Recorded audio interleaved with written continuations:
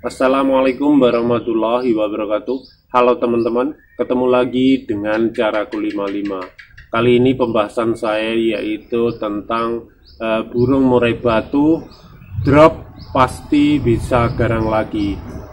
Bahkan tampilnya jauh lebih bagus.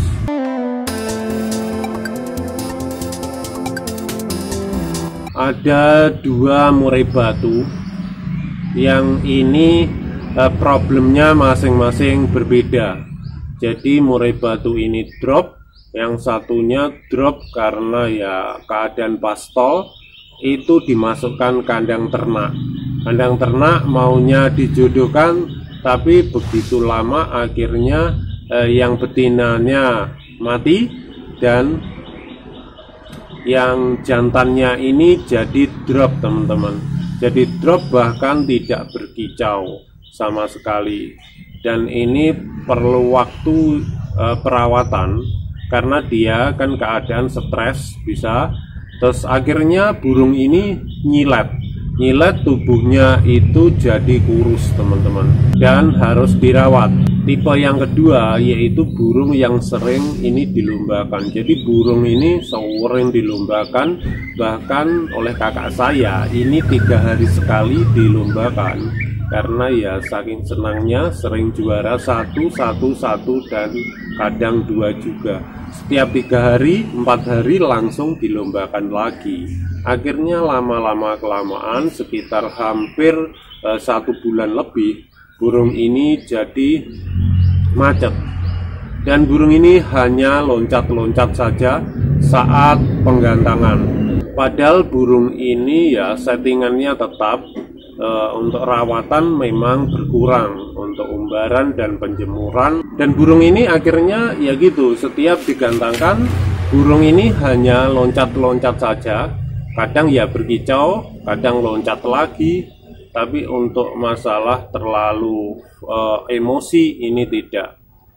Akhirnya saya rawat lagi. Jadi burung murai batu itu macet atau ngedrop ada beberapa faktor. Di antaranya ya seperti yang saya sebutkan tadi, ada juga yang memang burung ini pastol atau masih usia 8 bulan sampai belum mabung lagi atau ngurak satu. Setelah lepas pastol sering dilombakan, biasanya dengan lomba itu ada murai batu yang lebih tua, tembakannya maupun tonjokannya lebih tajam, dia akan ngedrop, bahkan meletik, kadang nabrak sangkar, kadang jatuh. Nah ini kalau drop ini ya sama juga harus dirawat, bisa juga karena stres ataukah jatuh. Jadi untuk merawat burung ini tidak mudah dan instan, perlu proses juga teman-teman. Ada yang 1 bulan sudah selesai, ada pula yang 3 bulan, bahkan nunggu mabung baru dia pulih kembali untuk memulihkan mental atau dari proses stres ini. Jadi ada pula yang setelah mabung itu baru tumbuh lagi. Dari masalah ini ada 2 yang seperti kejadian saya ini. Ini yang satu ini usianya sekitar masih 12 bulan. Untuk usia saat ini 12 bulan, tapi waktu macet itu sekitar usia 9 bulan ya.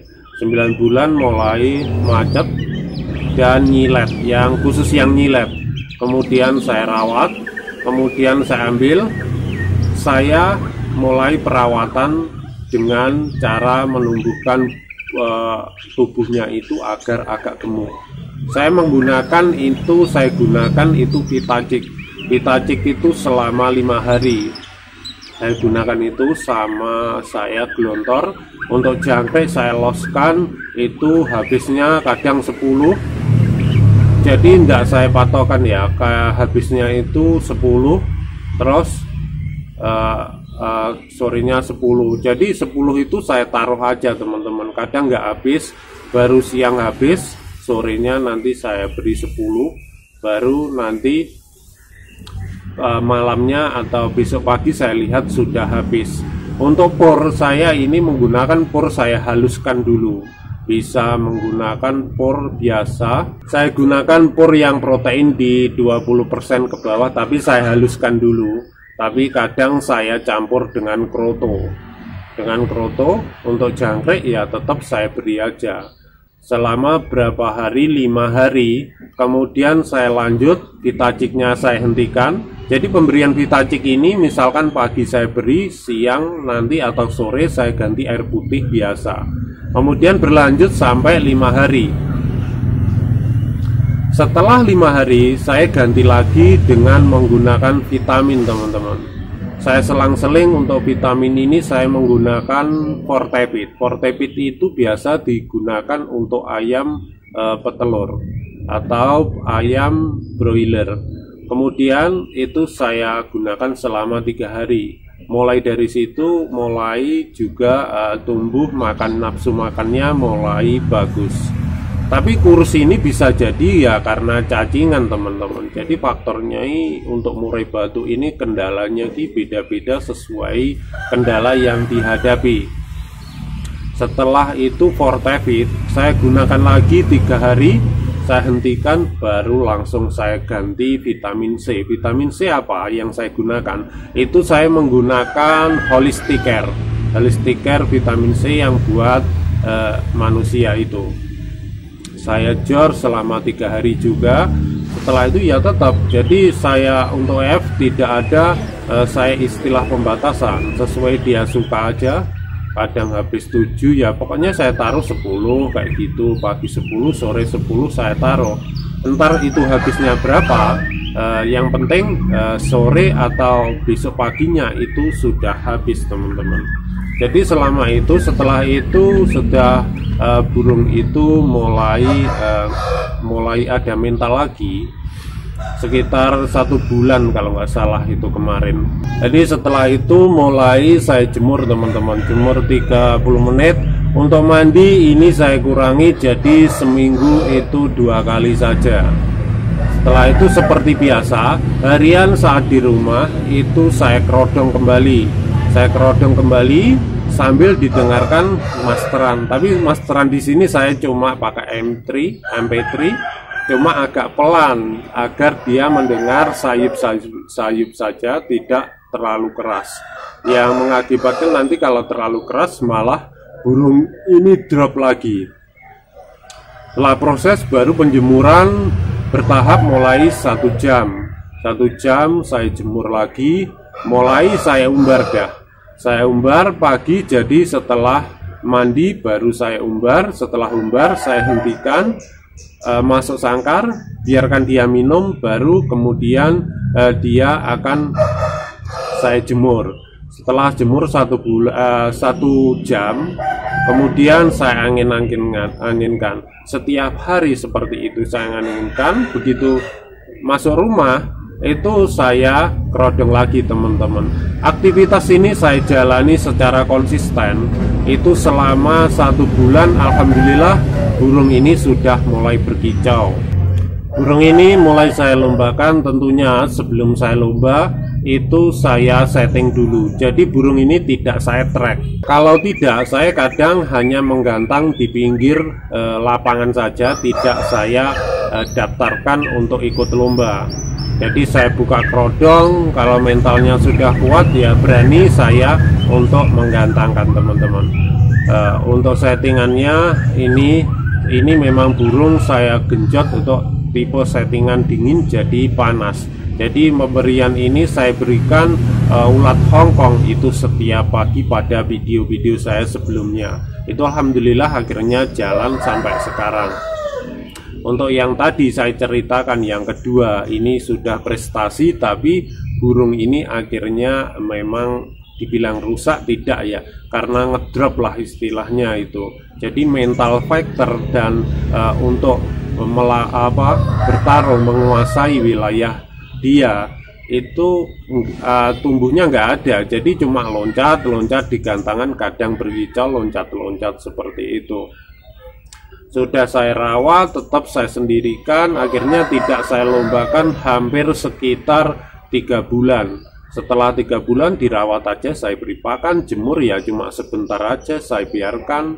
Akhirnya setelah dia itu selama 3 bulan, ini burung ini akhirnya memang waktunya mabung ya. Memang waktunya mabung, mungkin dari situ bisa karena macet ini, jadi mau mabung, jadi bisa juga karena macet faktornya berkurang atau hilang. Setelah itu mabung, setelah mabung, ini ya seperti ini keadaannya. Setelah mabung sudah mulai berkicau dan mulai keras selantang. Mendengar murai lain ini langsung berkicau tembakan, tapi tidak dia istilahnya nabrak atau meloncat atau nabrak sangkar seperti mau menerkam gitu, tidak teman. Jadi sudah mulai stabil lagi dan berkicau seperti biasa. Jadi memang ya perawatan burung murai batu khususnya lomba itu memang kita harus memahami ya, memang harus sabar karena burung ini ya dia punya naluri juga. Siapa yang merawat dia jika ada hubungan erat, itu menurut saya teman-teman. Jadi teman-teman ya mungkin mempunyai pendapat berbeda-beda. Maaf jika cerita saya ini memang panjang karena ya seperti ini keadaan yang seperti yang saya alami. Jadi saya ini ya pernah merawat dari kecil, menjadikan burung itu jadi tampil di lapangan mulai dari loncat-loncat, bahkan ini burung ini jadi spesial. Itulah teman-teman, semoga bermanfaat. Jika ada pertanyaan silahkan ditanyakan bisa ke WA saya atau di deskripsi tentang channel, silahkan dilihat, di situ sudah saya cantumkan, atau mungkin berbagi di kolom komentar. Mungkin teman-teman punya pengalaman yang berbeda-beda saat mengalami problem atau tentang kendala pada murai batu teman-teman. Terima kasih telah menonton, semoga bermanfaat bagi teman-teman. Berbagi ilmu itu indah. Wassalamualaikum warahmatullahi wabarakatuh.